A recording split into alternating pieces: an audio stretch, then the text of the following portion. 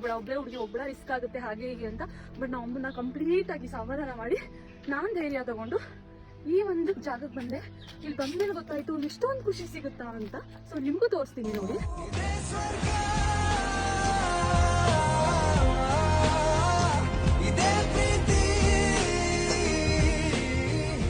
ಎಲ್ಲರೂ ನೋಡಿದ್ರಲ್ವಾ ಹೇಗಿತ್ತು ಪ್ಲೇಸು?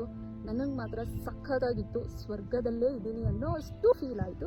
ಸೊ ಆಲ್ಮೋಸ್ಟ್ ನಿಮಗೂ ಕೂಡ ಎಲ್ರಿಗೂ ಗೊತ್ತಿರುತ್ತೆ ಈ ಪ್ಲೇಸು ಯಾವುದಪ್ಪ ಅಂತ ಅಂದರೆ Nandi hills and also called Anandagiri hills ಅಂತ ಕೂಡ ಇದನ್ನು ಕರೀತಾರೆ.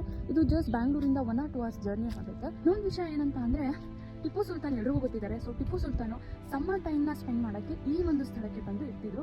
ಯಾಕಂದರೆ ಇಲ್ಲಿ 365 days ಕೂಡ ಕಂಪ್ಲೀಟ್ ಕೂಲ್ ವೆದರ್ ಆಗಿರುತ್ತೆ. ಸೊ ನೋಡಿದ್ರಲ್ವಾ ಫ್ರೆಂಡ್ಸ್, ಐ ಹೋಪ್ ಇವತ್ತಿನ ವಿಡಿಯೋ ನಿಮಗೆ ಇಷ್ಟ ಆಗಿರುತ್ತೆ ಅಂತ.